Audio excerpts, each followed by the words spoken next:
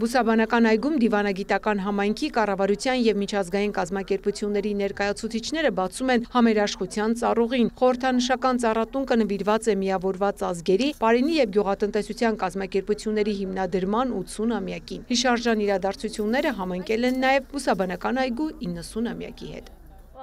Շատ կարևոր է, որ մեր քաղաքներում ստեղծենք ավելի կանաչ եւ առողջ միջավայր։ Այսօրվա խորհուրդը հենց դա է՝ հոգ տանել շրջակա միջավայրի մասին։ Երբ ծառ ես տնկում, դու ոչ միայն հողին ես դիպչում, այլև քո փոքր ներդրումն ես ունենում օդի աղտոտվածության նվազեցման գործում։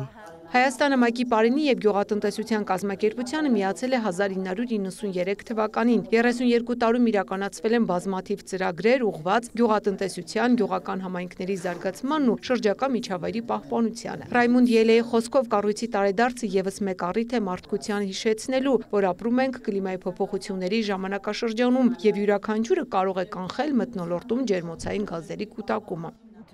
Սննդի անվտանգությունը անմիջական կապ ունի կենսաբազմազանության պահպանության հետ։ Երբ բնության մեջ ծառատեսակները նվազում են, սննդային համակարգն էլ դառնում է ավելի խոցելի։ Խնդրի լուծման լավագույն ձևերից մեկը ծառ տնկելն է, քանի որ այն ծառայում է մարդկությանը եւ պաշտպանում մոլորակը։ 2026 թվականի հոկտեմբերին Երևանում կանցկացվի կենսաբազմազանության վերաբերյալ կողմերի կոնվենցիայի 17-րդ համաժողովը COP17-ը։ Հայաստանի Միացյալ Թագավորության դեսպանի խոսքով այս միջոցառումը եւս մեկ անգամ կմիավորի միջազգային համայնքին հնարավորություն տալով համատեղ եւ բարձր մակարդակով անցկացնել համաշխարհային բնապահպանական այս կոնֆերանսը։